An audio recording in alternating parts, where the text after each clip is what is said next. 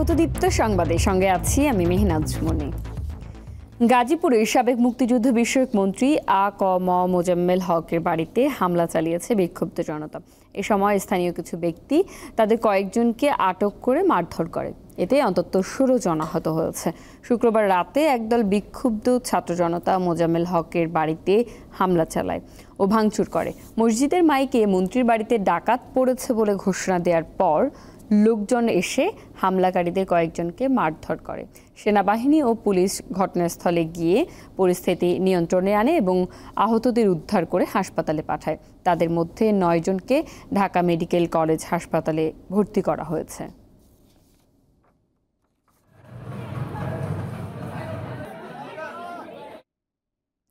নারায়ণগঞ্জের সোনারগাঁয়ে যাত্রীবাহী বাসের সঙ্গে অটোরিকশার মুখোমুখি সংঘর্ষে নারী ও শিশুসহ 3 জন নিহত হয়েছে।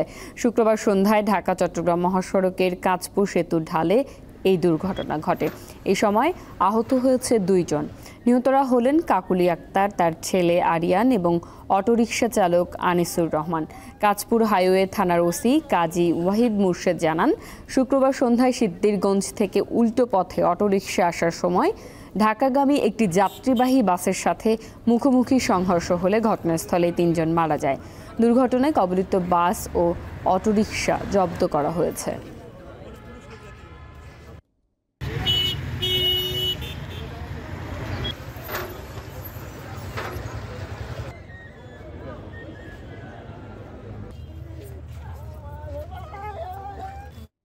রাজশাহী প্রকৌশল ও প্রযুক্তি বিশ্ববিদ্যালয়ের 2024-25 শিক্ষাবর্ষে স্নাতক প্রথম বর্ষের ভর্তি পরীক্ষার প্রাক নির্বাচনী পরীক্ষা শুরু হয়েছে। সকাল থেকে 3টি শিফটে হচ্ছে পরীক্ষা। প্রথম শিফট সকাল 9টা থেকে 10টা, দ্বিতীয় শিফট সকাল 12টা থেকে 1টা এবং তৃতীয় শিফটের পরীক্ষা হবে 3টা থেকে 4টা পর্যন্ত। পরীক্ষায় নির্বাচিতদের তালিকা বিশ্ববিদ্যালয়ের ওয়েবসাইটে 13 ফেব্রুয়ারি প্রকাশ করা হবে। এরপর চূড়ান্ত লিখিত ভর্তি পরীক্ষা অনুষ্ঠিত হবে 20 ফেব্রুয়ারি। 2024-25 শিক্ষাবর্ষে পুরকৌশল, তড়িৎ ও কম্পিউটার কৌশল এবং যন্ত্র কৌশল অনুষদের 14টি বিভাগে সংরক্ষিত 5টি সহ মোট 1235টি আসন রয়েছে।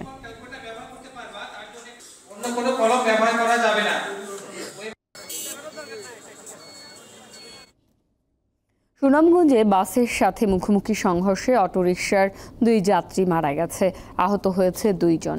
ভোরে সুনামগঞ্জ সিলেট সড়কের শান্তিগঞ্জ আহসান মারা সেতু এলাকায় এই দুর্ঘটনা ঘটে। নিহতরা হলেন সদর উপজেলার আলী নূর ও জমির হোসেন। প্রত্যক্ষদর্শীরা জানান, সিলেট বিশ্বনাথ এলাকার ওরস মাহফিল থেকে আসা একটি অটোরিকশার সঙ্গে সুনামগঞ্জ থেকে আসা যাত্রীবাহী বাসের মুখোমুখি সংঘর্ষ হয়। এ সময় অটোরিকশার চালক 4 যাত্রী সহ গুরুতর আহত হলে স্থানীয়রা উদ্ধার করে তাদের সুনামগঞ্জ সদর হাসপাতালে নিয়ে যায়। সেখানে চিকিৎসক 2 জনকে মৃত ঘোষণা করেন।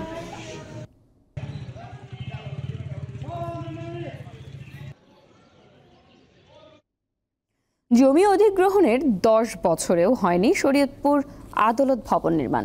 এই জেলার সংকটে ব্যাহত হচ্ছে বিচার কার্যক্রম, ফলে বাড়ছে মামলা জট, ভোগান্তিতে পড়ছেন বিচার প্রার্থীরা। নথিপত্র আর আলমারি দিয়ে তৈরি দেয়াল, এর পাশে এজলাসে চলে বিচারিক কার্যক্রম। কিছু নথির জায়গা হয়েছে টেবিলের নিচে ও মেঝেতে। এমন চিত্র শরীয়তপুরের সিনিয়র সহকারী জজ আদালত নড়িয়ার। একটি কক্ষে চলছে এজলাস, সেরেস্তা, কম্পিউটার অপারেটর, রেজিস্ট্রার সহ সবার কার্যক্রম। আইনজীবী আর বিচার প্রার্থীদের গাদাগাদি ও হট্টগোলের মধ্যেই চলে বিচার। জেলা ও দায়রা জজ আদালতের বাইরে 3টি শেড ভবন ও ডিসি অফিসের 2টি কক্ষে চলছে নারী শিশু আদালত সহ অন্যান্য বিচারিক কাজ। ছোট একটি কক্ষে কাজ করেন নাজির শাখার 18 জন। নেজারাত বিভাগ, এখানে আমাদের 18 জন কর্মকর্তা আছে, 100 স্কোয়ার ফিট রুম। এখানে আমাদের খুব কষ্ট হচ্ছে বসার জন্য। কেউ বাইরে যায় দাঁড়ায়, কেউ কাজ করে, আবার তার কাজ শেষ হলে বাইরে যায় দাঁড়াতে হয়। যারা বিচারক প্রার্থী তারা আসলে তারা দেখা যায় এই একই রুমের ভিতরে জটলা করে, কারণ দাঁড়ানোর কোনো জায়গা নাই। এই রুমের ভিতরেই তারা দাঁড়াইয়া দেখা যায় যে অনেক বিচার কার্যের অনেক বিঘ্ন সৃষ্টি হয় এবং আমাদের সেরেস্তায় বসার মতো স্টাফের জায়গা নাই। জমি অ্যাকোয়ার হইলেও টাকা বরাদ্দ না হওয়ার ফলে আমাদের চিফ জুডিশিয়াল ভবন এখনও শুরু হয় নাই, যার ফলে আমাদের বিচারকরা বিচার কাজে ভালো পরিবেশ না পেয়ে বিচার আসলে মূলত বিলম্বিত হচ্ছে। পুরাতন জজ আদালত ভবনের দৈনদশা, বিচারকদের ভাগাভাগি করতে হচ্ছে এজলাস, এতে বিলম্ব হচ্ছে বিচারিক কার্যক্রম। নারী শিশু একজন সিনিয়র কোর্ট ওই টিন শেডে গিয়ে বসে, আমাদের আরও 6 জন জুডিশিয়াল ম্যাজিস্ট্রেট সহকারী জজও ওই টিন শেডে কাজ করতেছেন এবং তারা ম্যাক্সিমামে এজলাস শেয়ার করেন, যার কারণে বিচারে বিঘ্ন ঘটে।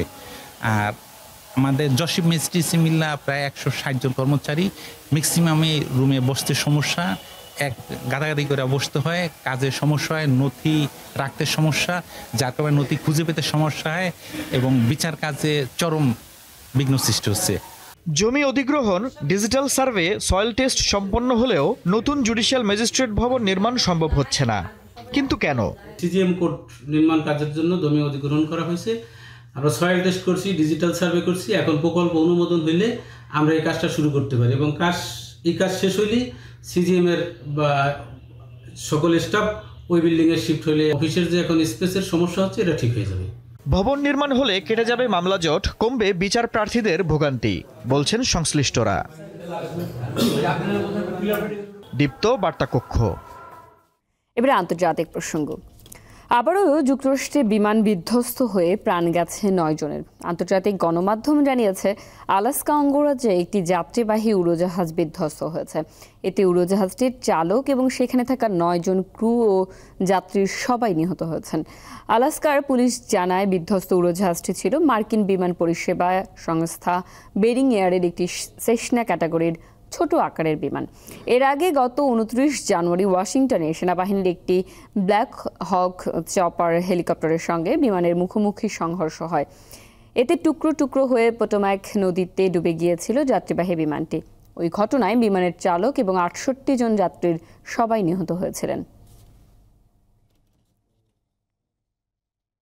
আন্তর্জাতিক উন্নয়ন বিষয়ক যুক্তরাষ্ট্রের সংস্থা USAIDর কর্মীকে ছুটিতে পাঠাতে ডোনাল্ড ট্রাম্পের পরিকল্পনা সাময়িকভাবে স্থগিত করেছে আদালত। স্থানীয় সময় শুক্রবার কর্মীদের বাধ্যতামূলক ছুটি কার্যকর হওয়ার কয়েক ঘন্টা আগে ওয়াশিংটন আদালতের বিচারক কার নিকোলাস এই স্থগিতাদেশ দেন। বিচারকের এই আদেশ 14 ফেব্রুয়ারি পর্যন্ত কার্যকর থাকবে। এর ফলে শনিবার থেকে বেতন সহ বাধ্যতামূলক ছুটিতে যাওয়া প্রায় 2200 কর্মী আবারও কাজে ফিরতে পারবেন। এছাড়া এরই মধ্যে ছুটিতে থাকা 500 কর্মীকে পুনর্বহাল করার নির্দেশ দিয়েছেন বিচারক। গত 20 জানুয়ারি শপথ গ্রহণের কয়েক ঘন্টা পরে সমস্ত বিদেশি সাহায্য স্থগিতের নির্দেশ দেন ট্রাম্প। এর মধ্যে অন্যতম ছিল USAID। ডোনাল্ড ট্রাম্প দ্বিতীয় মেয়াদে ক্ষমতায় আসার পর প্রথমবারের মতো যুক্তরাষ্ট্র সফরে যাচ্ছেন ভারতের প্রধানমন্ত্রী নরেন্দ্র মোদী। সেই সফরে বাংলাদেশ প্রসঙ্গ উঠে আসার সম্ভাবনা রয়েছে। ভারতের পররাষ্ট্র সচিব বিক্রম মিস্ত্রি জানান 12 ফেব্রুয়ারি যুক্তরাষ্ট্র যাচ্ছেন মোদী। 2 দিনের সফরে মার্কিন প্রেসিডেন্টের সঙ্গে সাক্ষাৎ করবেন তিনি। ভারতের পররাষ্ট্র সচিব জানান প্রেসিডেন্ট হিসেবে ট্রাম্পের শপথের 3 সপ্তাহের মধ্যেই ভারতের প্রধানমন্ত্রীকে যুক্তরাষ্ট্র সফরের আমন্ত্রণ জানানো হয়েছে, যা 2 দেশের সুসম্পর্কের প্রতিফলন। এই সফরে মার্কিন প্রেসিডেন্টের সঙ্গে বিভিন্ন আন্তর্জাতিক এবং আঞ্চলিক বিষয়ে আলোচনা হবে বলে জানিয়েছে ভারতের পররাষ্ট্র মন্ত্রণালয়।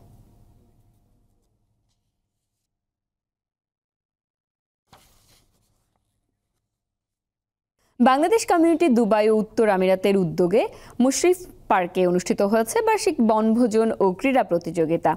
দুবাইয়ে সারাদিন ব্যাপী আয়োজিত অনুষ্ঠানে উপস্থিত ছিলেন বাংলাদেশ কমিউনিটির নেতৃবৃন্দ, ইঞ্জিনিয়ার মোহাম্মদ আবু জাফর চৌধুরী সিআইপি সহ আয়ুব আলী বাবুল সিআইপি।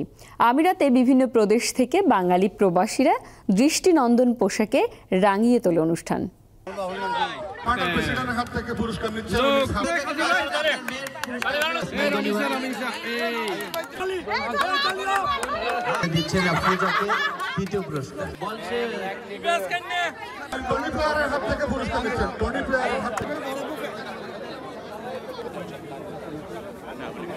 খেলার খবর।